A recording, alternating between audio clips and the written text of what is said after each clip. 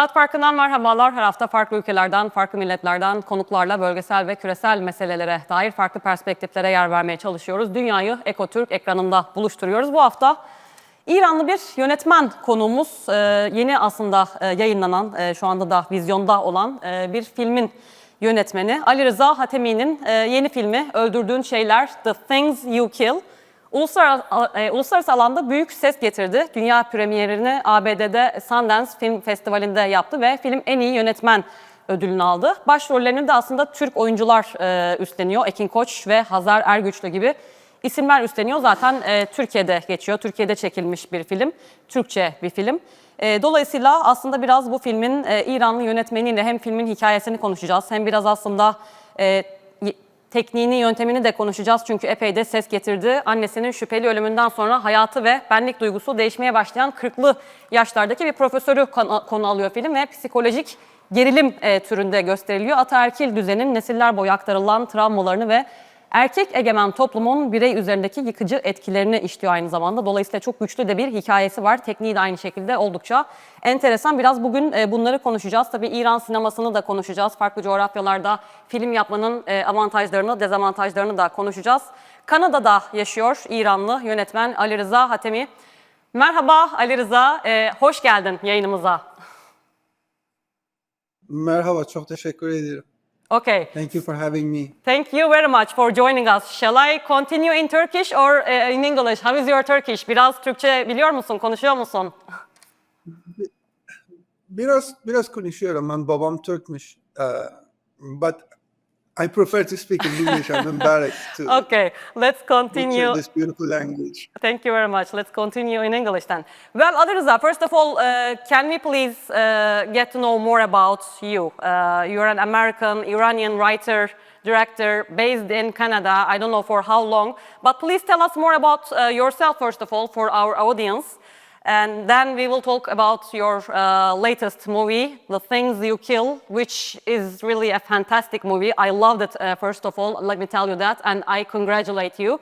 Let's get to know you first. Who are you? Who is Alireza Khatami?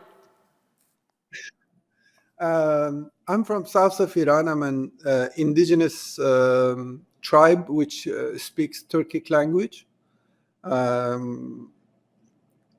When we speak from Turks from Iran, we usually talk about the northwest, but we rarely hear about people from south. Yeah, indeed. So yes, so I've been living in close countries in the past 20 years, and now I've been in Canada in 5 years. Sorry, when did you leave? When did you leave Iran, Alireza? I missed that part. I left Iran in 2004. 2004. Yeah. And since then you've been... I went to study in abroad. Mm-hmm. Yeah, and I've lived in many countries. Now I've been in Canada for 5 years. For 5 years. And before, previously, you were in the United States, I guess. Yes. Mm-hmm. Well, Alireza, of course, many of us wonder, my colleagues, including my colleagues here in the channel, why did you want to make this movie, The Things You Kill, in Turkey, in Turkish, with Turkish actors? This movie is very personal to me. I bring a lot of my personal stories into it, and I was looking for a place which I can relate to it very strongly. And there are amazing actors who can bring this to life. Turkey has a wonderful, rich history of cinema. So there are amazing cast and crew there with big directors who have really enriched this tradition of art house cinema. And I speak a little bit of Turkish, so that helped me connect with the language, connect with the culture. And Iran and Turkish cultures are very similar. Yes. We are, Yeah. We understand each other. We connect to each other. So I don't feel a stranger when I'm in Turkey. I feel at home, you know. Very good. So that's why we went to Turkey, because of this rich culture and an amazing pool of talent that exists in Turkey. Did you know the actors and actor and actress before? Did you watch any movies of them or any soap operas that course. they play? Did you know them? I had seen their movies. I hadn't seen much of the soap operas, but I've seen a lot of their films. I see. And I was in awe of the creativity and talent and humanity they bring to each role that they played. Can you also, by the way, for those who did not watch yet, can you briefly talk about the story? Because the film is about a married Turkish university professor named Ali who lost his mother. Please tell us a little bit, at least. Don't give any spoiler, please, but tell us more about the story and what inspired you, because you said it is also a very personal story. And how much is from you, from your own personal experience? Please tell us more about the story. What did inspire you the most? Over the years, I had a very, I would say, complicated relationship to my father. As a young man, I was incapable to understand his motives. And as I grow older, I grasped a little bit about the world in which he grew up and the world in which he lived. And his relationship to my sisters and to my mother was the starting point for writing this story. Öldürdüğün şeyler is the story of a man who tries to understand his place in the world, you know, as a young man who struggles with what it means to be a man and deal with the expectation, and also build a relationship with his sisters and his wife. Alireza, well, it's a very deep story for you also, so I don't want to ask very personal questions at the same time, but I wonder a lot of I things. appreciate that. Thank you. But in general, let me ask you this at least. Traumas affect not only those who carry them, but also their entire family, of course, and the community. Would you consider this film, this movie, also as a way for you to confront your own traumas? But how would you describe it in that way?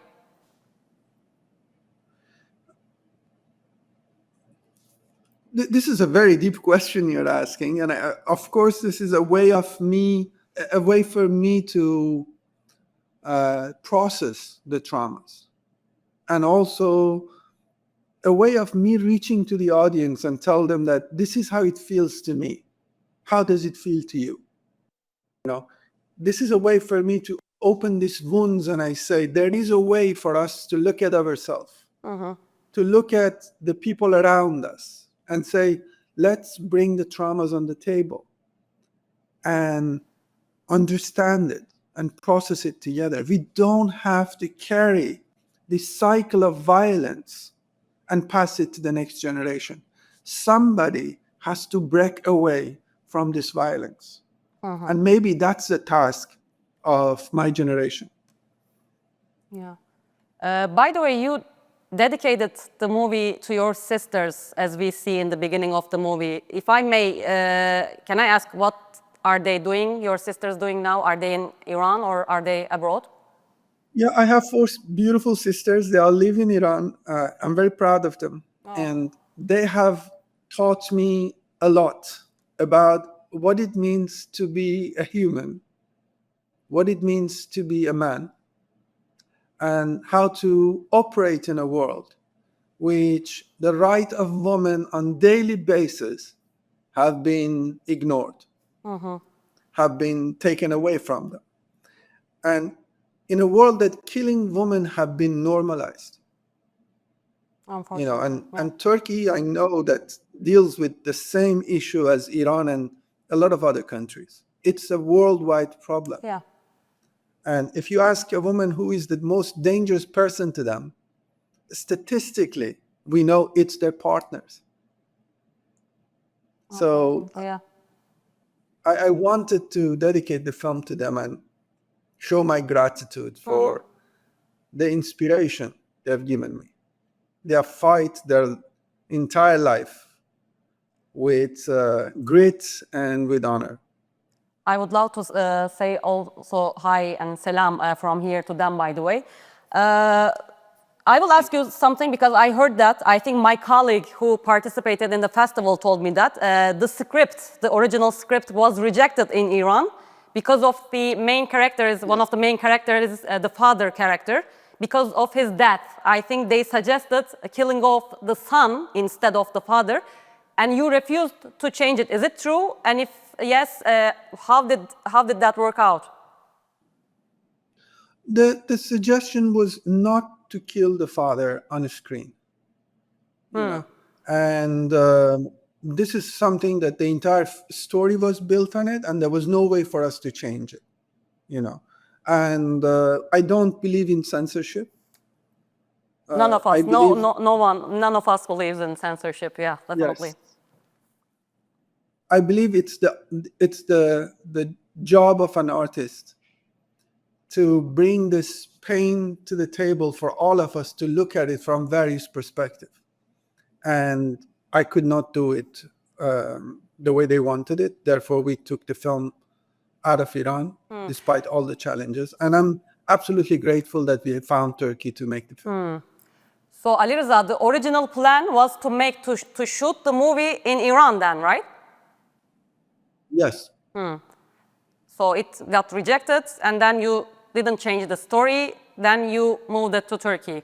And you shot, I think, in several cities in Turkey. Can you also mention those cities in Turkey? Because it's not in Istanbul, it's in rural Anadolu towns.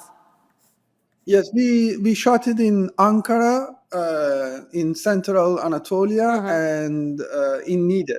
In Niğde.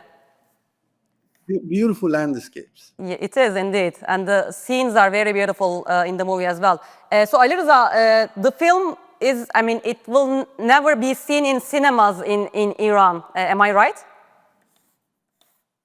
I say never say never. But currently it's not playing in anywhere, I guess. No, currently it's not playing in Iran. I see. But there is, I don't know, if it's rejected, probably it will not be in play. But of course, there is a regime change. This is the Middle East. Anything can happen. So I cannot say never. But at least for now, for the period of time, it's not playing. Yeah, I don't hope for regime change. Yeah, I mean, yes. I always believe in reform, you know, and change that comes from people. Is it happening, by the way, Alireza? Do you see it? Do you observe it from abroad?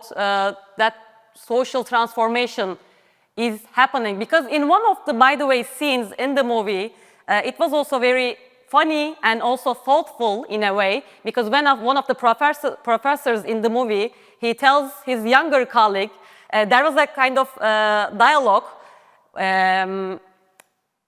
about America bringing democracy to the Middle East. Yes. So there was a kind of a joke, provoking joke in the movie. So probably you are in a way criticizing the US or the West in general, so-called bringing democracy to the region then. So it's a kind of criticism. I don't think West is concerned with our well-being. They have their political and economical agendas, and they have never cared about us. I believe changes are happening every day on the ground, by the people, for the people. Yeah. And I'm very hopeful for the new generation in the Middle East who have put up a great fight for what they see as their rights. By the way, Alireza, how does it feel? What are the pros and cons to be an Iranian director living in the West? Because I'm sure that a lot of people around you are looking at your cinema, first of all, like as a political kind of, I mean, they have been asking probably you political questions. So they kind of approach your movie or your work under some political terms, not only maybe an artistic way, but how does it feel or how does it work for you to be an Iranian director living in the US or in Canada or in the West in general? How is the approach of the people when they first meet you or when they first see your work? The expectation from an Iranian or in general a Middle Eastern director is to be a dissident, someone who fights against their country's regime. And what they're looking for is highly political film that are criticizing the governments and not criticizing the West. So looking at the history of film festivals around the world, they always are in the business of creating dissidents. And my entire career I've fought with that, not to be a cog in the Western festival machines. I've been lucky to have my films shown here and there, but I hope I never fall into that trap. And I've been able to carve a little space for myself as a filmmaker, not a category of filmmakers that are called Middle Eastern filmmaker, Turkish filmmaker, Iranian filmmaker. I just want to be a filmmaker, and I want to have the right to see the world like everybody else, in an equal terms, Very but that's true. the dominant discourse is controlled by the Western festivals and distribution mechanism, and somehow we have to learn how to deal with that. So a lot of festivals, including Sundance and others, Cannes, and of course the Oscars, are in a way politically motivated probably when it comes to especially regional movies, regional directors. Do you think so? Or that's the expectation maybe from them, that's kind of the pressure on them. You have to look at the history of these institutions, and my question is always, who is paying for them? Yeah. Right? Top festivals like Cannes, Venice, and Berlinale particularly are very politically motivated. And the smaller festivals, a little bit more leaning to the art house as they are more financially independent. Right? This project has started post-World War II, and I've carried till today. The politics of the festivals are highly questionable, and a good example for me is how do they deal with the tragedies that is happening in Palestine. Exactly, yeah. But Cannes Film Festival. Yeah, go ahead, please. Cannes Film Festival put an empty chair for Jafar Panahi when he was unfortunately arrested. However, when it came to question of genocide in Palestine, they said we are not a political festival. That is absolutely untrue. It just shows the hypocrisy of the decision makers in major festivals. Yeah. Alireza, by the way, there are, of course, probably many of them you personally know, but many directors have been forced to flee Iran. And the ones who stay in the country face a lot of challenges. And despite facing prison bans and other consequences, Iranian filmmakers continue to produce excellent, really great quality movies, and some of which are selected by, as you also highlighted, major festivals, receive awards and draw huge attention across the globe. Why do you think so? Because the themes, like Iranian or Middle Eastern themes, are appealing to global audiences, or is it the expectations on them? How do you explain this huge attention despite these challenges? What is appealing the most, do you think, to the people around the globe? I think what creates the attention is the fact that Middle East has been at the heart of the geopolitical conversation for the past 5-6 decades. That's the main reason. It's not really the quality of the films or the art that has been produced in these regions. I think because of oil, because of the being at the crossroad of Europe and Asia, we have been, unfortunately, at the center of the politics of the world. Therefore, there is this curiosity from the West informing the view about the Middle East. And they have shaped this view however they have needed it to be. That is not to deny the artistic qualities that the Iranian and other Middle Eastern filmmakers and artists have brought to the table. By no means I'm undermining what they have achieved. But I'm saying the attention is absolutely created by the West for the West. Because when we say, oh, they have received awards, they have received award where? In France, in Germany, in America, these are the countries who have shaped what it means to be achieved filmmakers. They have decided what the qualities are. By the way, Alireza, speaking of, also because you received for the movie, you received some international support, right? Because it is, I think, Canada, Turkey, and there are some other European countries supporting the movie. I wonder, because of the sanctions, is it anyhow affecting, and for an Iranian director, is it affecting anyhow? And also, in terms of getting the support, getting the fund, as you previously said, was there any pressure on you to criticize this, criticize that? When you showed them the script, was there any kind of pressure on you, or was there anything that you can get the support from them financially? You know what I mean? The way the Western institution creates pressure is not by telling you what to make, is by selecting what they prefer. And then all the artists look at that outcome and say, oh, so that's what gets selected, and they start making it. I see. Right? So it's by art of selection and deselection that actually they shape the demand and they shape the outcome of the artists around the world. So there was no pressure. Nobody told me what to write. And never, like, even in the past, for your previous movies, there was never any kind of pressure or... Never. Yeah, I see. There is never, nobody comes and directly tells you what to make. Yeah, I see. Right? But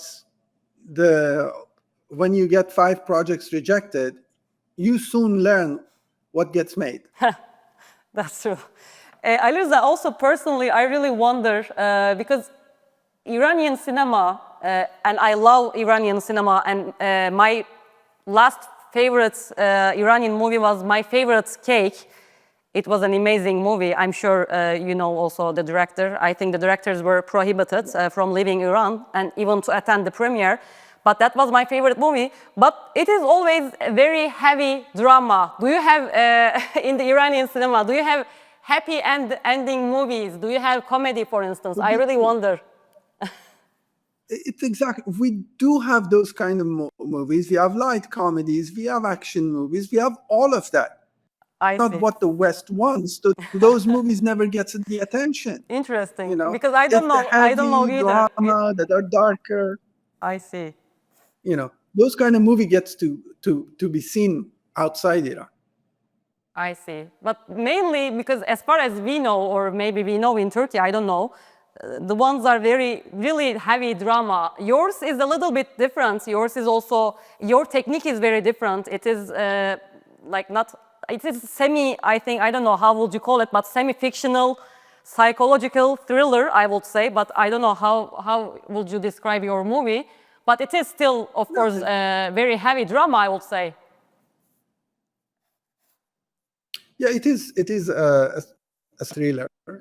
It's a good way of putting it. But you say, there are also happy... all kind of films. But you say there are also happy ending Iranian movies as well. Maybe I should watch them. Absolutely. If you find them outside Iran, yes.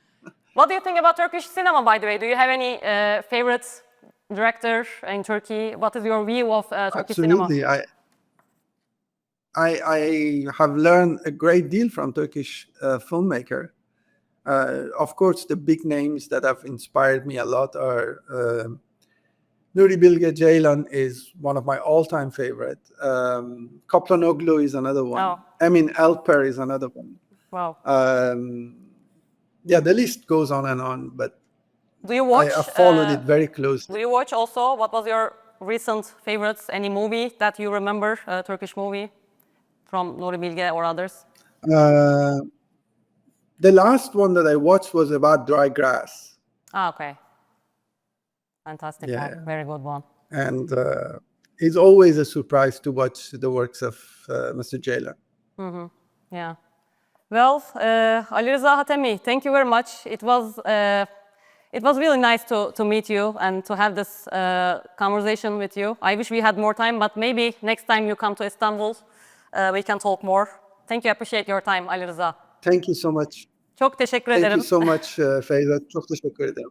Görüşmek üzere. Thank you. Selam. Evet, Saat Farkı'nda bu hafta İranlı bir yönetmeni ağırladık. Kanada'da yaşayan Alireza Khatami son filmi The Things You Kill, Öldürdüğün Şeyler isimli filmi epey ses getirdi. Dünyada da Sundance Film Festivali'nde en iyi yönetmen ödülünü aldı. Ülkemizde de şu anda vizyonda.